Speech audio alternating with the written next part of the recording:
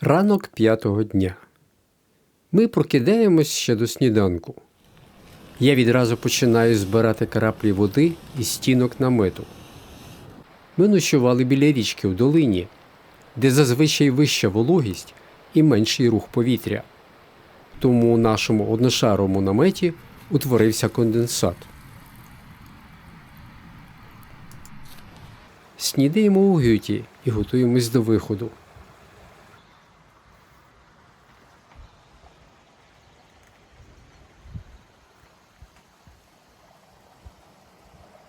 Сьогодні наш маршрут лежить на південь, у напрямку Гюте Хатласкарт. Наступна велика мета – дістатись Гюте Літлос, де в нас уже заброньоване розміщення. Відстань до Літлос становить 35 кілометрів, тож ми розділимо її на 2 дні.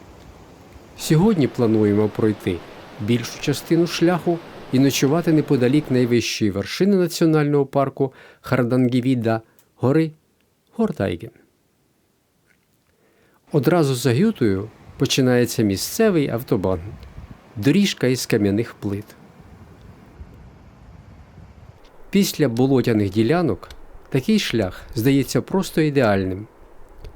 Ми збільшуємо темп і швидко долаємо кілька кілометрів цим природним шосе. Ми вже метрів 500 йдемо по норвежському автобану. Бетонна плита під ногами, жодного болота. Це вперше за 5 днів. А то вічно по болоту, чувак, але і той автобан продовжується.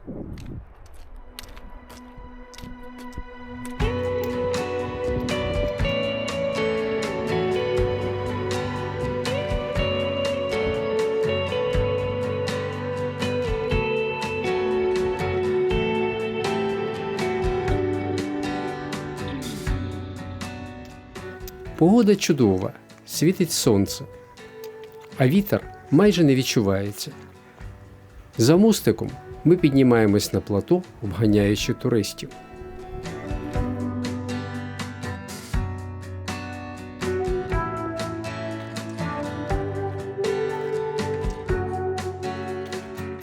На вершині відкривається вид на нашу сьогоднішню мету – гору Гортайген, що височіє серед рівнин Хардангівіда.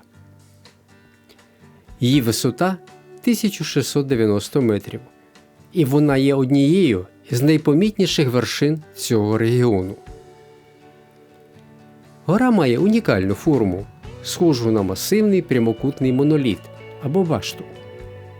Вона різко виділяється на тлі переважно рівнинного ландшафту Хардангівіда, через що її часто називають королем Хардангівіда.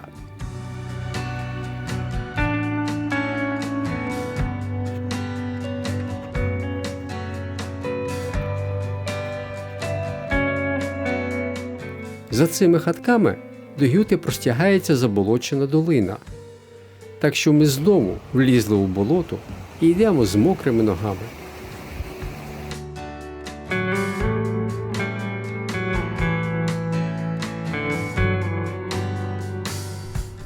Ми знову спустились до річки, і скоро буде Гюта.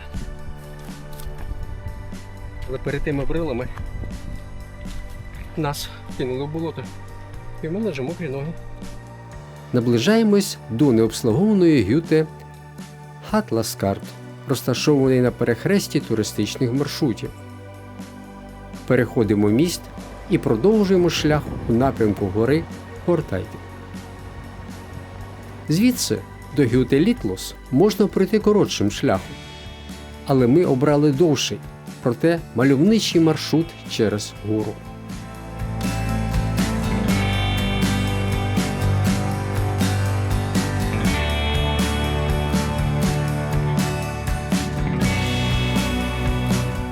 Назва гори Гортайген походить із давньонорвезької мови.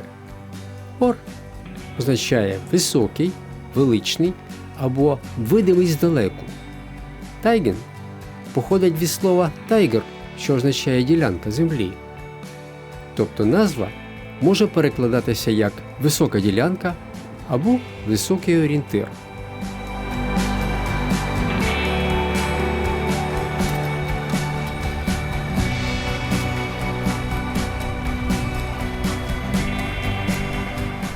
Через 12 кілометрів біля річки робимо привал.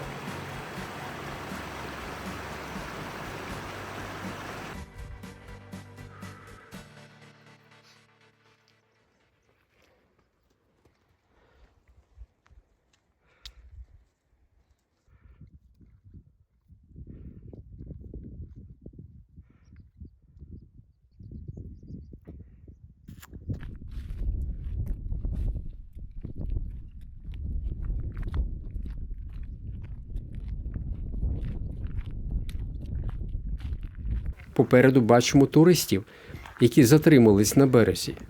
Це означає одне – мосту немає і доведеться переходити річку в брід. Для таких випадків у мене є крокси, а у Лесі – сандалії.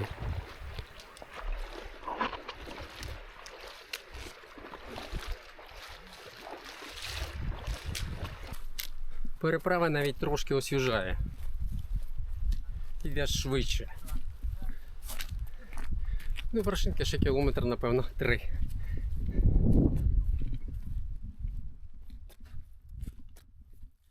Дістаємо з чергової розвилки. Наш шлях веде ліворуч.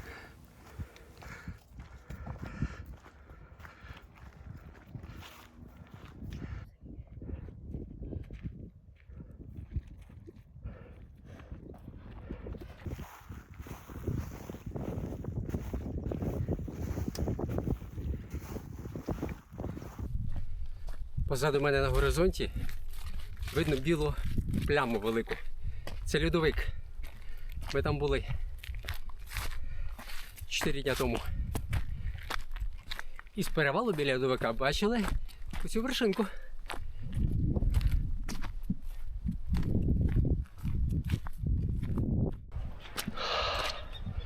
Коротше, має піднятися по снігу.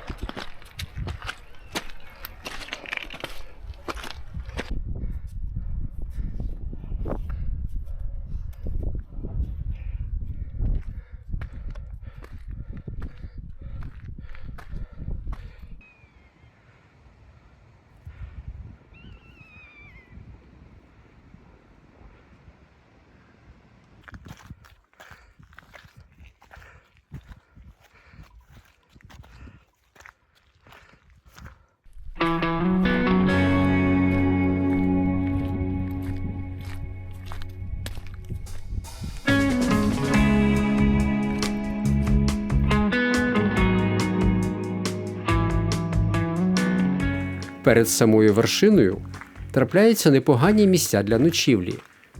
Проте я вирішую йти далі, щоб стати із наметом ближче до південного схилу гори.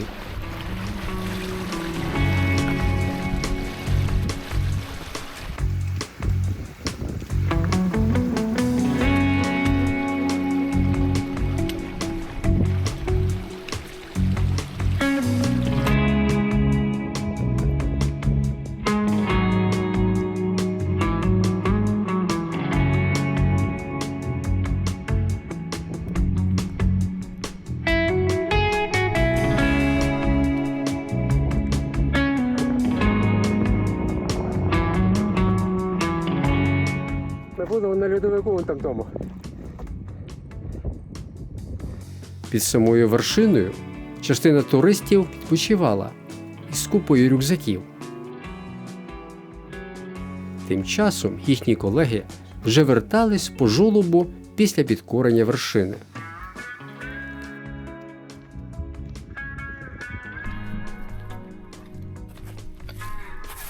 Ми пройшли 20 кілометрів. Починаються пошуки місця для намету.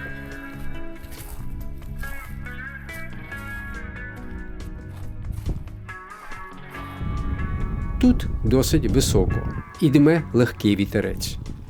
Я ставлю намет під невеликим обривом, розвертаючи його так, щоб вітер не дув у бік намету. Готуємо вечерю та ховаємось у наметі.